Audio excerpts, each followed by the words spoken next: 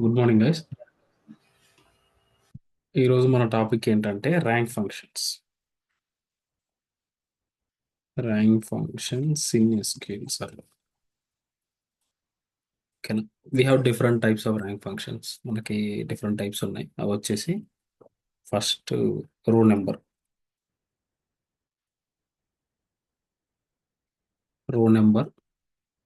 Next వచ్చేసి rank. Next వచ్చేసి dense rank. వీటితో పాటు ఎంటైల్ అని ఇంకో ఫంక్షన్ అనమాట, ఎంటైల్. సో ఇవి మనకి ర్యాంక్ ఫంక్షన్స్. సో వీటితో పాటు ఏంటంటే విండో ఫంక్షన్స్ అనగానే లైక్ మనకి లీడ్, ల్యాగ్, ఓకేనా, ఇవి ఉంటాయి. బట్ విండో ఫంక్షన్స్తో పాటు మనం అగ్రిగేట్ ఫంక్షన్స్ కూడా యూజ్ చేయొచ్చు. ఓకేనా, వీ విల్ డిస్కసింగ్, మనం సపరేట్ క్లాస్లో డిస్కస్ చేద్దాం. సో ఫస్ట్ వచ్చేసి ఈ ర్యాంక్ ఫంక్షన్స్. ఎందుకంటే ఏదైనా ఒక నంబరింగ్ జనరేట్ చేయడానికి, ఫర్ సపోజ్ ఒక ఎంప్లాయీస్ టేబుల్ ఉందనుకోండి, దాంట్లో శాలరీ ఏదో ఒక దాన్ని బేస్ చేసుకొని, అంటే ఒక ప్రాపర్టీని కానీ ఒక కాలం డేటాని బేస్ చేసుకొని మనం వాళ్ళకి ఒక నంబరింగ్ అనేది జనరేట్ చేయాలనుకో. ఓకేనా, హైయెస్ట్ శాలరీ ఉన్న వాళ్ళకి 1 అని, సెకండ్ ఉన్న వాళ్ళకి 2 అని. ఓకేనా, అలాంటప్పుడు ఏంటంటే మనం ఈ ర్యాంక్ ఫంక్షన్స్ అనేవి వాడతాం. సో లెట్స్ ఒక శాంపిల్ డేటా ఏదైనా తీసుకుందాం. Select star from employee table. ఇప్పుడు చూడండి, మనకి ఎంప్లాయీ టేబుల్ ఉంది. ఇప్పుడు నాకేం కావాలంటే ఇక్కడ డిఫరెంట్ కాలమ్స్ ఉన్నాయి కదా, నేను శాలరీ కాలం తీసుకుంటాను. సో ఎంప్లాయీ నంబరు, ఓకేనా, ఈ నేమ్, శాలరీ అని పెడదాం. నేను ఈ శాలరీస్ని ఏం చేస్తానంటే ఆర్డర్ బై శాలరీ డిసెండింగ్ అంటాను. నాకేంటంటే డిసెండింగ్ ఆర్డర్లో కావాలి. ఇక్కడ చూడండి, ఇప్పుడు కింగ్ ఉన్నాడు అనుకోండి, శాలరీ 5000 అంటే హైయెస్ట్ శాలరీ అనమాట.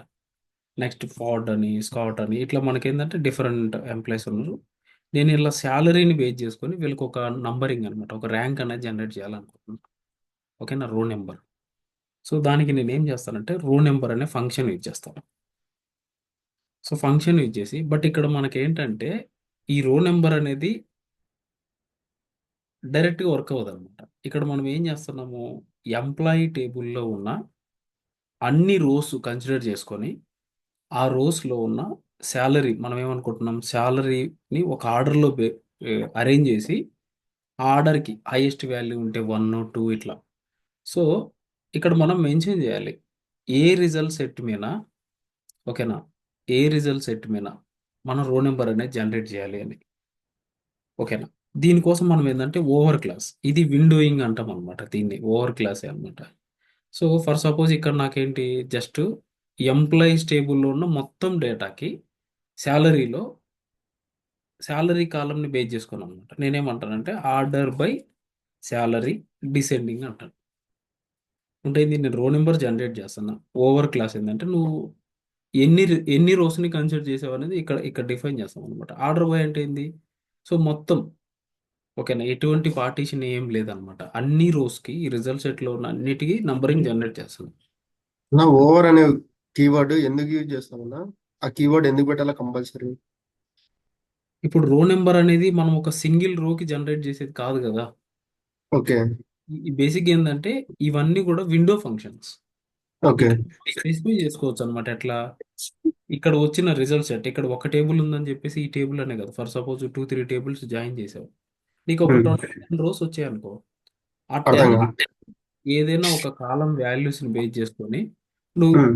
రో నెంబర్ అనేది జనరేట్ చేయాలనుకుంటే ఓవర్ ఓవర్ అని చెప్పేసి ఏ కాలంలో ఒక ఏ ఒక కాలం అయితే సింగిల్ రో ఓవర్ అని చెప్పి డిఫైన్ చేసుకుని చేసుకోవాల్సి.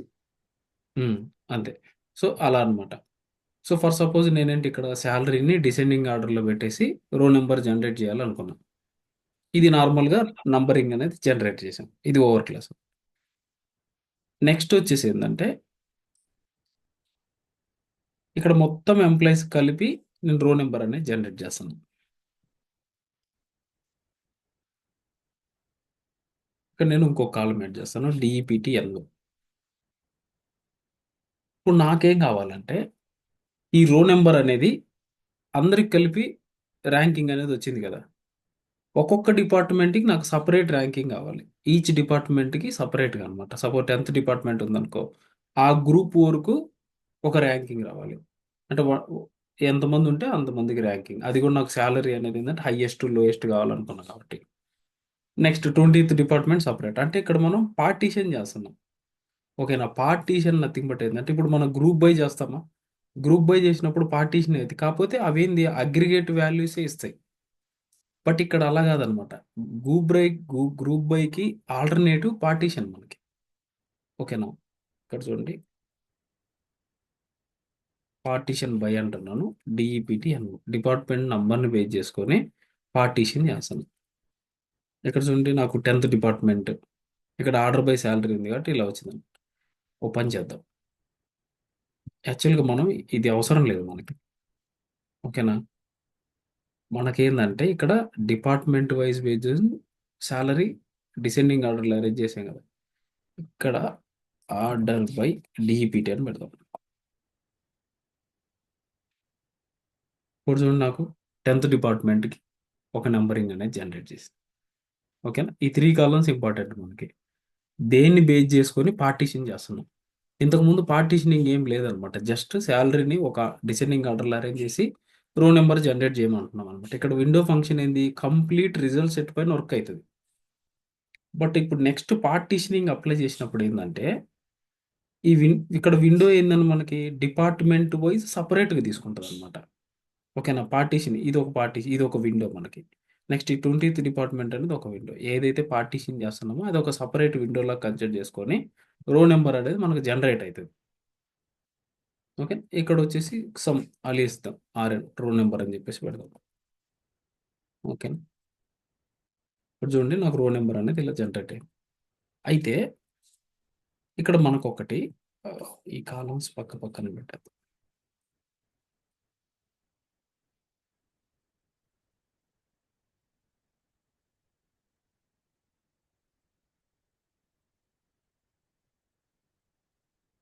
సపోజ్ కొన్ని రోజు మనం చూసాం ఎట్లా. ఇప్పుడు 10th డిపార్ట్మెంట్ ఉందనుకో, ఇక్కడ మనకి డూప్లికేట్ వాల్యూస్ ఏం లేవు. 5000, 2450, 1300, 1 2 3 ర్యాంకింగ్ వచ్చింది శాలరీని డిసెండింగ్ ఆర్డర్లో.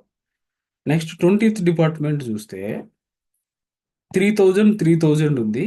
బట్ వీళ్ళకి వచ్చేసి డిఫరెంట్ ర్యాంకింగ్ ఉంది. ఓకేనా. 3000, 3000కి డిఫరెంట్ ర్యాంకింగ్ ఉంది. లేదు నాకు అట్లా కాదు, సేమ్ వాల్యూస్ ఉన్నప్పుడు సేమ్ ర్యాంక్ రావాలి. సేమ్ వాల్యూస్ ఉన్నప్పుడు సేమ్ ర్యాంక్ రావాలనుకున్నాను అనుకో, మనకు అప్పుడు ఏంటంటే మనం వేరే రో నెంబర్ ఫంక్షన్స్ వాడతాం, లైక్ ర్యాంక్, డెన్స్ ర్యాంక్ అనమాట. సో ఇక్కడ నేను ఏం చేస్తానంటే సపోజ్ ర్యాంక్ ఫంక్షన్ యూజ్ చేశాను అనుకో, రిమైనింగ్ ఎవ్రీథింగ్ సేమ్ అనమాట. ఈ రో నెంబర్ ఎలా అయితే వర్క్ అవుతుందో ఆర్డర్ బై క్లాస్ కానీ పార్టీషనింగ్ కానీ ఈ ఓవర్ క్లాస్ అనేది ఎలా తీసుకుంటుంది అదంతా సేమ్ ఇంకా. ఓకేనా. Just function different, rank function. ఇక్కడ చూడండి ఈ 20th డిపార్ట్మెంట్లో మనకు డూప్లికేట్ వాల్యూస్ ఉన్నాయి. శాలరీ అనే కాలం మీద డూప్లికేట్ వాల్యూస్ ఉన్నాయి. 3000, 3000 అక్కడ ఏంటంటే ఒకే నెంబరింగ్ జనరేట్ చేసి, బట్ నెక్స్ట్ వాల్యూకి ఏమవుతుందంటే మనం ఎన్నైతే డూప్లికేట్స్ వచ్చినాయో అన్ని స్కిప్ అయిపోతాయి అనమాట. ఇప్పుడు మనకు ఒక డూప్లికేట్ వచ్చింది అంటే యాక్చువల్ 2 రావాలి కదా, ఒకటి స్కిప్ అయింది. సో మనకి 3 వస్తుంది అనమాట. ఇన్ కేస్ 3000 కనుక ఇంకొక రికార్డు ఉందనుకో, అప్పుడు 1 1 1 వచ్చి నెక్స్ట్ 4 వస్తుంది. సో అట్లా మనకి ర్యాంక్ ఫంక్షన్ యూజ్ చేసి నంబరింగ్ జనరేట్ చేసినప్పుడు ఏంటంటే మనకు వాల్యూస్ అనేవి గ్యాప్స్ ఉంటాయి. రో నెంబర్స్లో గ్యాప్స్ ఉంటాయి అన్నమాట. ఎప్పుడు మనం ఏ కాలం బేస్ చేసుకొని డేటా రో నెంబర్ జనరేట్ చేస్తున్నామో ఆ కాలంలో డూప్లికేట్ వాల్యూస్ ఉన్నప్పుడు, అంటే టైస్ అనమాట, టై వాల్యూస్ ఉన్నప్పుడు. ఓకేనండి. నెక్స్ట్ డెన్స్ ర్యాంక్ అని. డెన్స్ ర్యాంక్ ఏంటంటే నాకు గ్యాప్స్ అనేవి ఉండొద్దు. డూప్లికేట్ వాల్యూస్ ఉన్నప్పుడు నువ్వు సేమ్ ర్యాంకే ఇవ్వు, బట్ డూప్లికేట్స్ మీన్ ఏమన్నా గ్యాప్స్ ఉండొద్దు అనుకున్నాను. అప్పుడు ఇలా. ఓకే. ఇక్కడ చూడండి 3000, 3000 ఒకటే ర్యాంక్. బట్ నెక్స్ట్ వాల్యూకి సెకండ్ ర్యాంక్ ఇచ్చింది అనమాట. ఇంతకుముందు 3 వచ్చింది ర్యాంక్ ఫంక్షన్ యూజ్ చేసినప్పుడు మనకు 3 వచ్చింది. ఇక్కడ వచ్చేసి 2 అనమాట. No gaps.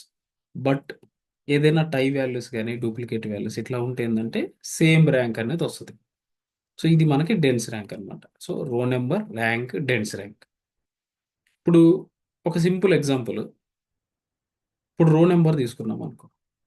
ఇప్పుడు ఈ రిజల్ట్ సెట్లో నుంచి ఇప్పుడు ఇది ఒక కొరీ రిజల్ట్ సెట్ నాకు.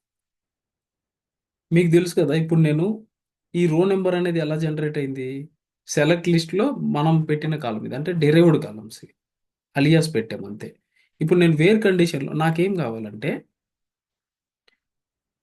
లైక్ రో నంబర్ థర్డ్ ర్యాంక్ ఉన్న ఎంప్లాయీస్ కావాలనుకున్నాను. నాకు థర్డ్ ర్యాంక్. ఒక పని చేద్దాం, మనం పార్టిషన్ తీసేద్దాం.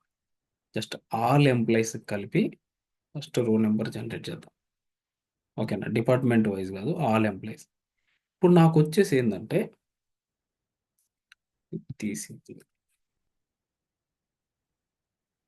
ఓకే. సో ఇప్పుడు నాకేం కావాలంటే సెకండ్ హైయెస్ట్ శాలరీ ఉన్న వాళ్ళు కావాలి.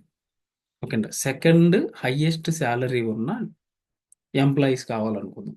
సెకండ్ హైయెస్ట్ శాలరీ ఉన్న ఎంప్లాయీస్ కావాలి. ఇప్పుడు రో నెంబర్ జనరేట్ చేశా. రో నెంబర్ ఏం చేస్తది? ఈ నంబరింగ్ అనేది నీకు ఈ వాల్యూస్ ఎలాగండా ఉండని యూనిక్ నంబరింగ్ అనేది జనరేట్ చేసుకుంటూ వెళ్తది. అంటే అంటే డూప్లికేట్ వాల్యూస్ ఉన్నా సరే యూనిక్ నెంబర్ జనరేట్ చేస్తది.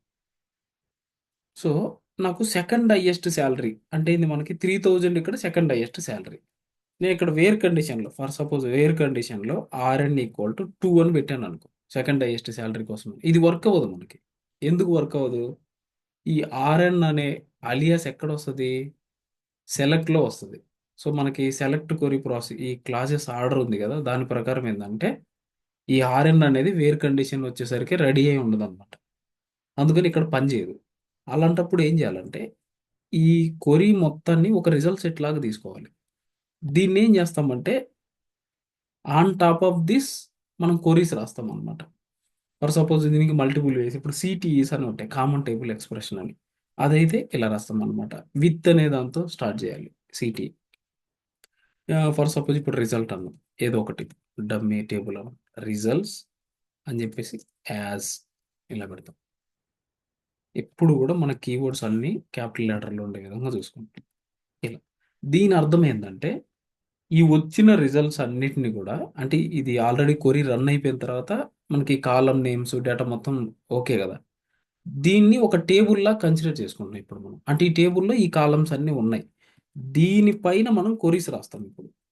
సెలెక్ట్ స్టార్ ఫ్రమ్ రిజల్ట్స్ అంటాను. ఇప్పుడేంది ఈ రిజల్ట్స్ అనే టేబుల్‌లో మనకు ఆర్ఎన్ అనేది ఉంది డైరెక్ట్‌గా. ఇప్పుడు నేను సింపుల్‌గా ఏందంటే వేర్ ఆర్ఎన్ ఈక్వల్ టు 2. అదే ఇంతకుముందు డైరెక్ట్‌గా ఇక్కడే మనం వేర్ కండిషన్ పెట్టి ఆర్ఎన్ ఈక్వల్ టు 2 అంటే మనకు అప్పటికి అది వర్క్ అవ్వదన్నమాట. ఎందుకు? ఈ క్వెరీ మొత్తం ఎగ్జిక్యూట్ అయిపోయిన తర్వాతే మనకు ఆర్ఎన్ అనే వాల్యూ అవైలబుల్‌గా ఉంటది. ఓకేనా? మన as per our logical order అన్నమాట. So, okay. దీన్ని మొత్తం ఒక రిజల్ట్ సెట్ లాగా తీసుకొని, దాని మీద మనం క్వెరీస్ రాస్తున్నాం. ఇప్పుడు నేను రన్ చేశాననుకో, ఓన్లీ ఒక్క రికార్డే వచ్చింది. బట్ మనకి ఫ్యాక్ట్ ఏంది? 3000 అంటే 3000 ఉన్న ఎంప్లాయీస్ ఎంతమందున్నారు? 2 ఉన్నారు. సో, ఇప్పుడు నాకేం కావాలి? సేమ్ వాల్యూస్ ఉన్నా సరే, ఇప్పుడు 3000 ఉన్నారనుకోండి. ఆళ్ళకి ఒకే నంబరింగ్ ఇవ్వచ్చు గదా! ఎందుకు ఇలా పెట్టడం? అలాంటప్పుడు ఈ రో నంబర్ మనకి సెట్ కాదు. ఇప్పుడు నేనేం చేస్తానంటే డెన్స్ ర్యాంక్ వాడతా. చూడండి డెన్స్ అండర్‌స్కోర్ ర్యాంక్. ఇదే క్వెరీ. సేమ్ క్వెరీని రన్ చేస్తే ఇప్పుడు నాకు 2 ఎంప్లాయీస్ వచ్చారు. ఎందుకని? మనం సాలరీ మనకిక్కడ point. Highest salary. Second highest salary ఎంతమందికుంది? ఇద్దరికుంది. ఆళ్ళిద్దరికి ఒకే నంబరింగ్ కావాలి. అలాంటప్పుడు మనం ఏం చేస్తాం? డెన్స్ ర్యాంక్ వాడతాం. ఓకేనా? అదే ర్యాంక్ ఫంక్షన్ వాడామనుకో, ఇప్పుడు కూడా మనకి సేమ్ వస్తది. బట్ థర్డ్ హైయెస్ట్ అనగానే అక్కడ ఒక వాల్యూ మిస్ అయితది. ఓకేనా? ఆ గ్యాప్స్ అనేవి ఫిల్ కావన్నమాట. ర్యాంక్ ఫంక్షన్ ఏందంటే లైక్ ఇప్పుడు స్టూడెంట్స్ ఉన్నారు. మీరెప్పుడైనా గమనిస్తే నారాయణ, చైతన్య ఈటిల్లో 1, 1, 1, 4, 5 ఇట్లా అంటారు గానీ మధ్యలో గ్యాప్స్ వస్తాయి. అవి ర్యాంక్స్ అన్నమాట. ఓకేనా? ఇక్కడ డెన్స్ ర్యాంక్ వచ్చేసి ఏందంటే స్కిప్ అవ్వకుండా ర్యాంక్స్ అనేది జనరేట్ చేస్తది. ఈవెన్ డూప్లికేట్స్ ఉన్నా సేమ్ ర్యాంక్ వేస్తదన్నమాట. ఇది మనకి. ఇలా రాస్తాం. సపోజ్ ఇంకొక డిఫరెంట్‌గా ఎలా రాయొచ్చంటే ఇదొచ్చేసి సీటీఈ అంటామండి దీన్ని మనం. Common table expression. ఓకేనా? అది టాపిక్ అవ్వలేదు. నేను మీకు చెప్తాను తర్వాత. ఇంకొకటొచ్చేసి ఇన్లైన్ క్వరీస్ అంటాం. ఇన్లైన్ క్వరీస్ అంటే మన అల్టిమేట్గా ఏంటి మనకు కావాల్సింది, ఈ వచ్చిన రిజల్ట్ సెట్ని మన ఈ క్వరీ మొత్తాన్ని ఒక రిజల్ట్ సెట్ లాగా కన్సిడర్ చేసుకొని దీని మీద మనం క్వరీస్ రాయాలి. అది మన ఆప్షన్. నేనేమంటానంటే సెలెక్ట్ స్టార్ ఫ్రమ్ అని చెప్పేసి ఓపెన్ క్లోజ్. ఇక్కడైనా అంతే మనకి ఓపెన్ క్లోజ్ మధ్యలో ఈ క్వరీ ఉంటుంది. సేమ్ ఇక్కడ కూడా సెలెక్ట్ స్టార్ ఫ్రమ్ అని చెప్పేసి పెట్టిన. బయట ఏం రాస్తాం, where RN equal to 2. Sorry, ఇక్కడ మనం ఏంటంటే సెలెక్ట్ స్టార్ ఫ్రమ్ అన్నాం కదా, ఈ మొత్తాన్ని మనం ఒక డమ్మీ ఇక్కడ ఎట్లా అయితే విత్ రిజల్ట్ అనేది మనకు టేబుల్ నేమ్ కదా, అలాగ ఒకటి ఇచ్చుకోవాలి ఇక్కడ మనం. ఇక్కడ నేను ఏ అంటాం, ఏదో ఒకటి. ఇప్పుడు చూడండి మనకి సేమ్ రిజల్ట్ అనమాట. ఇది వచ్చేసి మనకి ఇన్లైన్ క్వరీస్ అంటాం. ఓకేనా, ఇది వచ్చేసి మనకి సిటీఈస్. సో దీనికి దీనికి డిఫరెన్స్ ఏంటంటే, ఇప్పుడు కొంతమంది మేబీ అడగవచ్చు ఇంటర్వ్యూలో, what is the difference between inline queries and బేసిక్గా మనం సిటీఈస్ అండ్ ఇన్లైన్ క్వరీస్ ఎందుకు యూజ్ చేస్తామంటే, ఏదైనా ఒక రిజల్ట్ సెట్ క్రియేట్ చేసి ఆన్ టాప్ ఆఫ్ దట్ మనం క్వరీస్ రాయాలనుకున్నాం అనుకో, అలాంటప్పుడు సిటీస్ కానీ ఇన్లైన్ క్వరీస్ ఇలా వాడతాం అని చెప్పొచ్చు. లేదంటే డిరైవ్డ్ క్వరీస్ అని కూడా అంటాం. అయితే సిటీఈ మోర్ రీడబుల్ అనమాట కంపేర్ టు దీనికంటే. డెరివేటివ్ మీన్ ఇన్లైన్ క్వరీస్ అంటే కూడా సిటీస్ రీడబుల్. ఎందుకని, సింపుల్గా ఇక్కడ టేబుల్ నేమ్ ఉంది, ఇక్కడ మళ్ళీ సెలెక్ట్ స్టార్ ఫ్రమ్ అని పెట్టాం. ఇక్కడ వచ్చేసి సెలెక్ట్ స్టార్ ఫ్రమ్ అంటున్నాము, ఇది మొత్తం టేబుల్ కింద కన్సిడర్ చేసుకుంటుంది, దాని అలియాస్ ఏ అంటున్నాం. కొంచెం రీడబిలిటీ అనేది సిటీఈ బెటర్ ఉంటుంది అనమాట కంపేర్ టు ఇన్లైన్ క్వరీస్. అర్థమైందండి?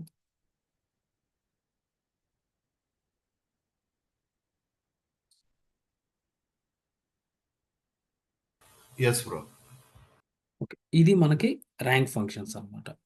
సో బేసిక్గా ఇక్కడ మనకి మెయిన్ అడ్వాంటేజ్ ఏంటంటే, ఇంతకుముందు మనం ఏదన్నా సమ్ కానీ మినిమం కానీ మ్యాక్సిమం కానీ అగ్రిగేట్ ఫంక్షన్స్ వాడినప్పుడు అది ఓన్లీ ఒక వాల్యూనే రిటర్న్ చేస్తుంది. ఇప్పుడు మినిమం ఆఫ్ కావాలనుకో ఒక్క వాల్యూనే వస్తుంది, మ్యాక్సిమం కావాలంటే ఒకటి, సమ్ కావాలంటే ఒకటి, అట్లా. బట్ ఇక్కడ ఏంటంటే మనకి ఓవర్ క్లాస్ యూజ్ చేసి మనం క్యాలిక్యులేట్ చేసేదేమో కంప్లీట్ రిజల్ట్ సెట్ పైనే, బట్ ఆ వచ్చిన వాల్యూ అనేది ప్రతి రోలో డిస్ప్లే చేస్తాం.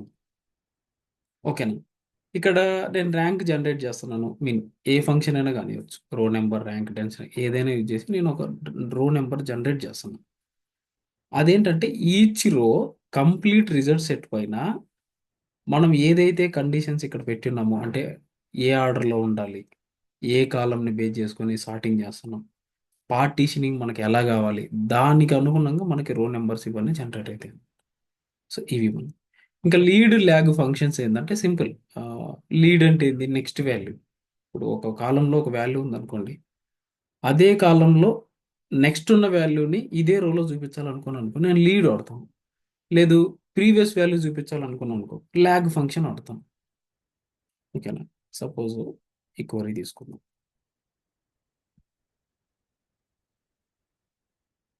లీడ్ అనుకుందాం, ఇప్పుడు లీడ్ ఫంక్షన్ ఉందనుకో. సో లీడ్ ఫంక్షన్లో కూడా ఏ కాలంని బేస్ చేసుకొని మనం లీడ్ వాల్యూ కనుక్కుంటున్నాం. ఓకేనా, సో ఈ ఆర్డర్ బై క్లాస్ అవసరం లేదు. ఇక్కడ చూడండి, లీడ్ వాల్యూ అంటే నెక్స్ట్ రోలో వచ్చే వాల్యూని అదే రోలో చూపిస్తున్నాం మనం. ఓకేనా, లీడ్ అన్నమాట. దీన్ని వచ్చేసి నెక్స్ట్ శాలరీ అనుకుందాం.